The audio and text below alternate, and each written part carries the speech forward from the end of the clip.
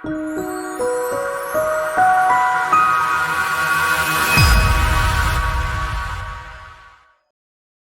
am attending the PATA annual summit here in Macau, and I have the pleasure to discuss with the CEO of PATA, Noor Ahmad Hamid. Noor, thank you first of all for discussing with us. Thank you, Tudor. So, what we had already 2 fruitful and insightful days of the summit. So, what was the initial target, and what is the outcome?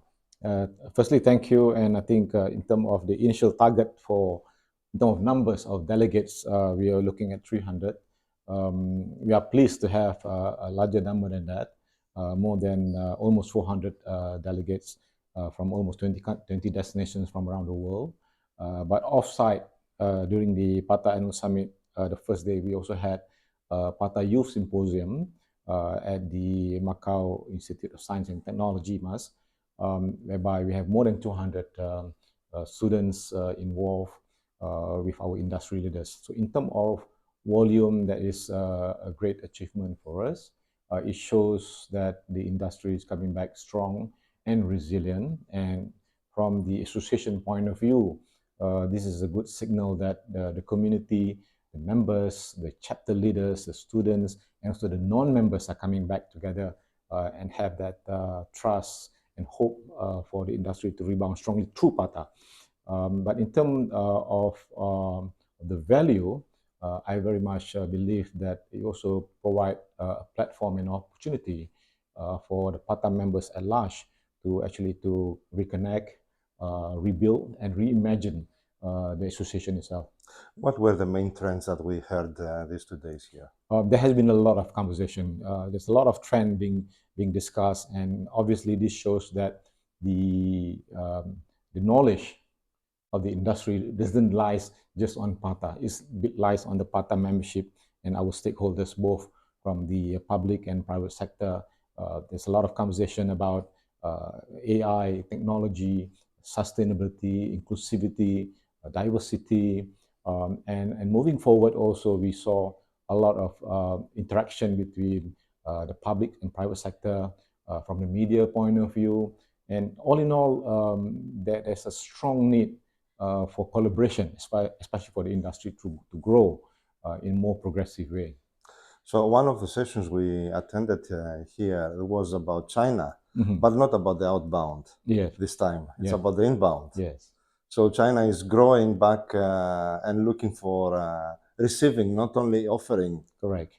travelers abroad. Yes, indeed. I think largely post-pandemic, every destination in the world, I think, being putting the priority into the tourism economy.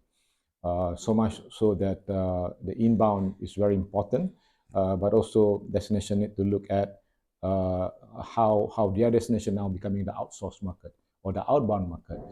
We all know, the big economies, the big population like China and India, for example, are two big outbound market. But also they are also destination looking forward to bring the inbound, and how they do that. We see trends that destinations are coming up with various initiatives like free visa, easy entry, easy access, more flight capacity, integrating technology into the space, and we believe that China also embracing that. So through PATA the Annual Summit that we have the last 3 days, we have specially organized a session called the China Dialogue. That brings the thought leaders, the key associations within the China tourism industry and PATA to have that conversation on how we can actually collaborate. And China can also advance into luring people to their destinations. There's so many exciting destinations in China to begin with. I think that is a very important product or result from the PATA Annual Summit this year. I want to ask you another question about the tourism developing and tourism growing. Every destination around the world, they are looking for more numbers, to increase their numbers. So where will be the limit to this? We are already here a lot of discussions about the risks of over-tourism in certain destinations. How do you deal with that within PATA? Do you worry about this? Do you research it? I believe that PATA has been propagating about responsible development of tourism to, from, and within the Asia Pacific region. It's not just something that we just say by pass, but I think there has been something that concretely defined and agreed by the members. And I believe in the early 80s, but I've been talking about responsible development, even before the word sustainability come into picture. True. And especially now, before the pandemic and post-pandemic, we are seeing the after effect of the over tourism. That really makes destination and our members to think about how to react and how to balance out or balance tourism, and also how we can diverse the arrival of tourists to different area. It is important for destination to have the numbers because the industry is hard hit during the pandemic. The losses that the industry has suffered are huge. Yeah. There are some industry players, they will never come back to the tourism economy. They will be doing something else. So having said that, we need to understand that there is not just a desire, but there's a strong need for them to recover from the losses, whether it's from public or even from private sector. But all of us understand on the impact of tourism, whether it's to the community, to the environment, to the society, and hence the Patah Annual Summit also discussed on how we as a community can work together using the best practices that some destination has done. We have seen many destinations in the region in particular that are moving towards from destination marketing to destination management. So I think this is a good trend to be more responsible, not just in terms of the volume, again, in terms of the value and quality. I would like to come back again to what you mentioned earlier about the student summit that you had. And I know that you are doing a great job preparing the future talents of the industry. Could you elaborate a bit about this? In the first place, Patah has more than 60 over member in the education category, from institutional to universities. We have about more than 15 student chapters around the world. There are the multi-level facet of how Patah can be involved because we talk about the capital advancement. The industry really need the future generation to be involved, and therefore we need to go out and convince them and to show them that this is the industry that they can embrace and start work. There have been some research that I've seen that not necessarily all the students from the tourism courses will work in the tourism industry. True.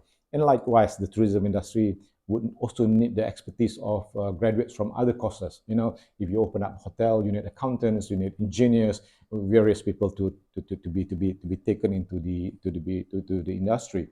But what we are doing is we are not only working with individual university member, but we are trying to connect the two level. One is the academia, and number two is the student themselves.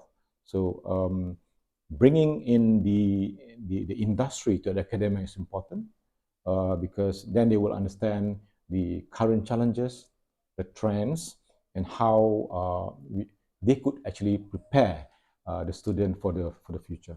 What is next about Patah this year? Yes, in August we will have the Patah Travel Mart, which will be held in Bangkok in August, and of course we are excited because we have selected quality buyers for our members to meet and have the B2B. But more importantly, we also have a conference during the Patah Travel Mart, which will continue the conversation that we have from what we have this week in Macau. We also have the Patah Destination Marketing Forum towards end of the year in Thailand.